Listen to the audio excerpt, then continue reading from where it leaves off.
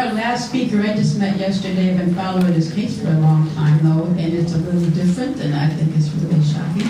So I'm going to introduce Elena Teyer, and her son-in-law was the man who was being interrogated by the FBI in Orlando and ended up with 7 bullets in him, 3 in the back, I believe. So I'm going to turn it over to Elena now. Thank you.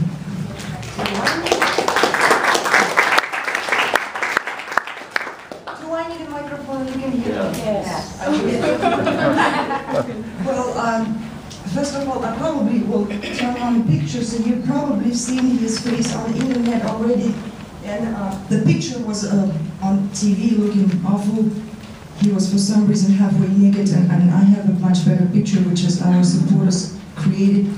So this is my son-in-law, and he was 27 years old when he got shot 7 times last year, 22nd of May, here in Atlanta, and he's on apartment. He was unarmed. He was not under arrest, and this is, I have some documents, but unfortunately I realize that's not going to be possible for you to go with me through this whole documents. So you just have to trust in my voice, because I've been doing all researches for the last year, and have done a lot of paperwork going over, such as a report from Mr. Ashton, it's the General Attorney of the state Florida, and a report from FBI, which is under our pressure, and CARE Florida, they released finally after 10 months of investigation. So the report is kind of huge. One of them from Ashton is 161 page, and another one is 600 pages from FBI. So they absolutely were I think comfortable that people will not go over this report. It's not going to look autopsy report. Most of the time when Muslim died, and he was from Chechnya, he didn't have no family here except my daughter. She was married to him and me. But we didn't stay in touch a lot. I was traveling around the country and world. I was active duty soldier at U.S. Army. So I want to just make sure you understand, even my accent tells I'm Russian, but I've been serving U.S. Army for 6.5 years as active duty soldier. And we came in this country actually in 2006, me and my 2 kids. In 2007 I joined Army. So I just got my medical retirement, as right now I'm a veteran. That's why I have a lot of time to come to different states and speak to people, because I want to prevent this tragedy for future. What happened to my son-in-law, I still cannot even, clearly understand how people can do stuff like this. How can they do cold-blood murder, and after that they lie to the whole nation. They start talking about his background, that he was violent and aggressive, which is absolutely not true. He was never, even one word what they say is not true from beginning. But what they didn't say about background of those people who came from Boston, it was 2 policemen. One, his name is Gay. The other one is Sinelli, an FBI agent. His name Aaron McFarland. I will remember his name forever now. So this 3 people, they came from Boston on 21st of May. That day they requested the interview, and they said it would be last interview for you, Ibrahim. So you're going to be cleared. And these 3 people, their name on the report was covered by the red blocks.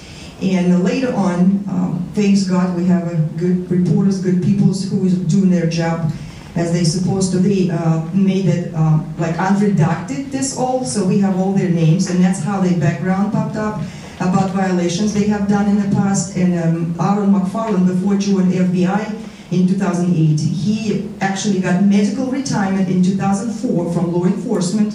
So law enforcement got him medical retirement with $52,000 per year. After 4 years, he joined FBI, same, law enforcement. So he is getting VA check, and he also worked for FBI. But when we start checking his background, well, he was in police, in Oakland police, and it's during that Ryder case, maybe somebody heard about this. So he's been the one involved in that, and he's been giving false testimonies. He's been lying under oath. He's been beating people, falsely arresting people. So it's a huge list, which is here. We're filing last year in 22nd of May. This year, and it was exactly a year after the accident. So they filed this all paperwork to Mr. Ashton to ask him to reopen the case and do more researches on the background of those individuals. But I probably have to start from a little bit far back. This whole story started on the 15th of April, which is, we all remember what happened, and it was in Boston Marathon. This is just a little quiz. Of course, I know I have no time to show everything, but because it's connecting to me directly. That day, I was actually signing my paperwork to get the new house. I bought my first house in the States when I moved from Germany in March. So 15th of April, exactly last year, I was getting keys from my house. I didn't care about what's going on in the world. Just maybe a couple words I've heard on the news that something horrible happened in Boston. And later on, I've heard that those boys was from Chechnya. And that's how I started looking a little bit more, because Chechnya is part of Russia, and I'm natively Russian. So it was interesting, who could have done such a heinous act? So why? What moved them to do this? What kind of idea they had in their heads to make that such a horrible things for innocent people? It's not a war zone, it's not the White House, it's a marathon. And it's just, I couldn't even understand how somebody can do stuff like this. And first I started looking some details. It was a couple interviews. From one of them was a police commissioner from Boston, Ed Davis. And I've heard his interview on TV myself, when he made a mistake and catch himself right away. He said, when somebody from the reporters asked him, how can you make sure there is no more people involved in this, in terror group, and no more bombs in the area? He says, we know for sure that it was 2 actors, and he cut himself, 2 individuals. So at first that would catch my ear, why he said 2 actors about those 2 brothers, Tsarnaevs. And that's how I started looking more information. But again, I was not too deep in there until 22nd of May. And 21st of May, those 3 from Boston and 1 local from Orlando, they came to Ibrahim's apartment. Before, they were actually, he was under surveillance for the whole time after the Boston bombing. And because only he knew Tamerlan really well. They from same community, both Chechen, they same age group. They were attending same gym in Boston when Ibrahim used to live there until 2011. And they both was martial arts fighters, so they knew each other pretty well. And of course, when it's a small community like this, it's only 200 people in whole US from Chechnya. It's a very tiny one, so everybody knows each other. There's nothing wrong about that. They attempt, of course, the masks, and they've been communicating a lot. And after my son-in-law moved to Orlando, Tamerlan was calling him very often, especially right before this all happened in March, 14th of March, my son-in-law had a surgery on his knee. So he was a couple months on crutches, on the brace. He was on the pain meds for the whole this time. He was not a good fighter. I'm just trying to say when they trying to make excuse that he was an MMA fighter and he was a very dangerous person when they came at the first place to his house, so they were aware of he was dangerous. He was after surgery. He was not even a good fighter and a good physical condition at that point. And he still wasn't, like I said, on his meds and wearing that brace. But another thing, because he was a good friend of Tamerlan, so they were calling him in police station and asking him a whole bunch of questions, and it's been almost every day. So they bothered him every day. Then one day they just came to his apartment and wait until he come out. They dropped him on the ground, they arrested him, they took his computer, his cell phone, then they released him. Then they questioned my daughter about him when she came back from Russia from her vacation. They stopped her at the airport for several hours talking about Ibrahim. At this point, we didn't even think that it is already a kind of signal for us that we have to do something, we have to protect ourselves. But in my mind, I was certain in this country. When I arrived here and when I received my citizenship in 2009, we were so happy. I thought it's the safest place to live, to raise kids, and just do right things and you're going to be okay and nothing bad can happen to you. Yeah, I could never even think that it can touch my family like this, especially being an active duty soldier and never have any trouble, never been arrested or accused of anything, just doing the right things, paying taxes in time, bills in time, raising kids, doing the right things. And after this has all happened, it's my world, my trust, my life, my family being destroyed, just destroyed. And I don't think we can put together back how it was before, ever in this life. But my point is, my son-in-law was very dangerous for them, definitely, but not the way they tell him that, because he had a lot of information about Tamerlan, about who Tsarnaevs are, actually. And I know he knew too much for him to stay alive. And they came to his house to take a confession about triple murder, which is they didn't commit. And some of you probably had a chance, it was also unredacted on the report, the confession, what he was writing down before they shot him. And as they said, they were recording everything until the moment they actually shot him. Then they stopped recording. They were using their cell phones against actually Ibrahim's will. He was complaining because they were making a picture, having fun, and making records on him in the apartment. But anyway, so the point is, they told him that it's going to be last interview. That's the only one time when they said the truth. The only one time when they didn't lie. The whole report, and I went through myself through this report since I have left enough time now being home. And all report is absolute lie. And I feel so bad for Mr. Ashton because he taking such a high position. He is taking so much responsibility to justify those people, to say they clear and that what they did it was self-defense. So I'm not going to show you the autopsy report on the video. You can trust me, I have it on the paper. Somebody interested, you can look it up with me.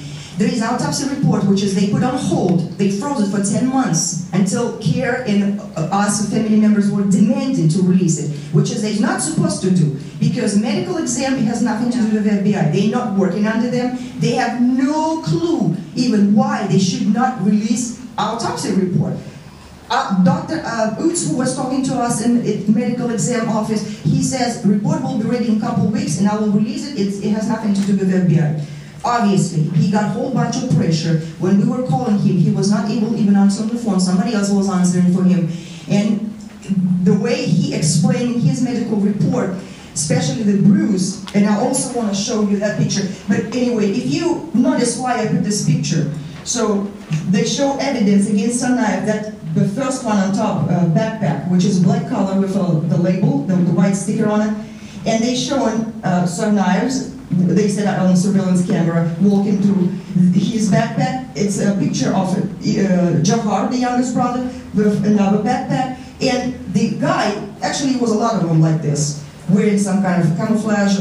You can tell they work for government, so it's kind of fans. I don't know who they are, don't know their name or who they belong to, but they all work for government because they all was equipped with their backpacks like this. And look where you see the match. So I don't see anything even close to the evidence what the brother Sarnaz was carrying on them. But it's not the only one thing we found, I found also. It's not just the only one thing. And I'm not, of course, I have no time to show you everything.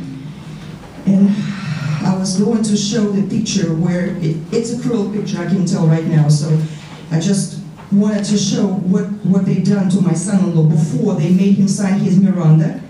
And before, you see that bruise on his temple on the left. So what they say on the FBI report that he, after they shot him 7 times, he fell on the floor and that's after contact with the floor he got that bruise. I don't think any of you would be kind of surprised if I say that based on anatomy and any other scientist's words, you can say that bruise will never come up after body is dead. It's not blood flow anymore, and it's only happened when blood vessels broken and when person alive and blood still circulating. If not circulation, there is no bruise. No way. Then another thing, his body, I have also pictures, was laying on the carpet. The whole torso and the head was straight down on the carpet. So there's no way you can do such things even if you're alive by the carpet. So it's absolutely not possible. By the shape, I can tell what they were using. It was a gun. Very simple to say. That was a gun. What they were pushing in his temple and making him sign that Miranda and make him sign that confession, which is at some point he realized they wanted him to admit that he did a murder. And he stops writing and I don't know for sure what happened. He was trying to leave. And on the autopsy report, it says 3 bullets were shot in his back.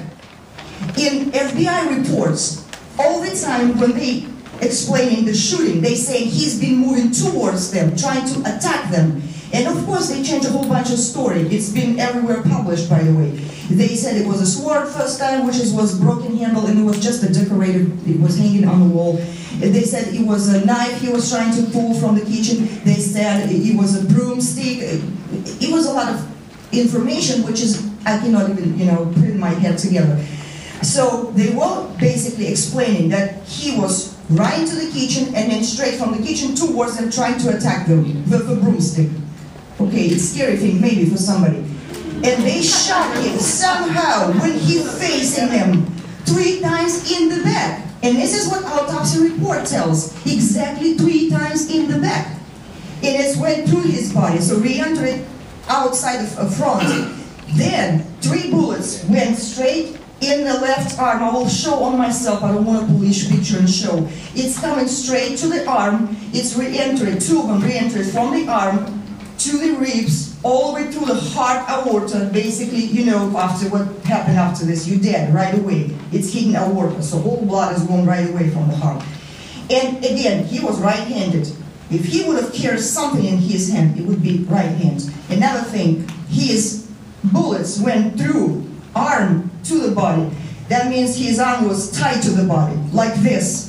If he would have kept something or hold something in front of him, there's no way when somebody's shooting you like this, that bullets will come through arm and re-enter to the body, to the heart. There's no way. And all position they described it there, they saying where who was standing, it's also lie. And because it was redacted, so they put those marks, the people didn't know exactly the names. But when it's unredacted, you can see. And the FBI agents give an explanation when he was actually standing, when my son-in-law was writing that confession. And he says he was on to his left, but his position on the picture set on another place, which is my son-in-law was on the right side. So it's every word is lie in their reports. And I went through all of those pages. It's a lot of work, and of course I don't want to make you too busy with this all details. But the biggest thing, I know for sure, they came to kill him. And this is what I have a proof on the cell phone conversation that was also published with redacted blocks on top of it. But if you will read, the first, I believe they needed some kind of excuse or some kind of alibi. So the day, May 22nd, 12:03 a.m., a little bit after midnight, a couple minutes before they shot him, they kind of typing each other, be on guard, sitting in the same apartment in front of my son-in-law who's writing some kind of confession, and they texting each other, be on guard. Okay, so the next 2, this is, I don't know if you can read, if you can see what it says. I would read just a couple words. Well done this week, man, well done. And at the end, the second message, great work. So would you send something like this to your colleague if you failed mission? If something happened what was unexpected, what you actually didn't plan, would you send something like this? So to me, this is a confession that they came to kill him. And they exactly did they supposed to. Because he was a good witness for youngest brother Sarnai, for his trial coming on the 3rd of November. He would have been good support for defense team. Because he knew so much, and that's what they couldn't let him do, to speak on the public. That's why he did. So to my whole point is, first of all, to me, FBI right now, it's like Ebola. So if you touch, you come close, or you help them, you most likely will be dead. But I think it's even, you know, in best result. I hope Ibrahim is in a good spot now, better than we are all. But if you will stay away, don't let them abuse your rights, don't speak to them, point on your lawyers or grab their business cards to make sure you know who they are. So you can pass it around your friends, your family, to make sure people know about this. This is what we didn't do. So learn our mistakes. We didn't protect ourselves. I didn't protect my son-in-law and my family. We didn't know it can happen that way. So now they're expecting to they're trying to convince everyone that Tsarnaevs did it, even it's a whole bunch of false. Again, if you're interested, you can find this whole information. It's a lot on YouTube, on Facebook, everywhere. A lot of pictures. We're out of time, but thank you a lot. I'm sorry, can I just say a couple words more? Well, you can be here afterwards.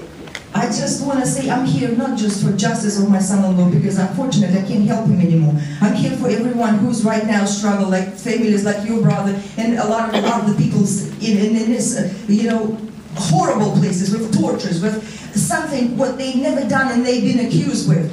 And also for Jahar Tsarnaev and his 6 friends who's been arrested lately. Also for falsifying accusation against them. They didn't do nothing wrong. They didn't do anything, but they now in jail. And some of them looking for 25 years in prison just because they know that family very well, because they know they are good people and they didn't do what they actually blaming me on. They didn't bomb the Boston. I just wanted you to hear that. Because I can speak for that. I can promise what I'm saying is true.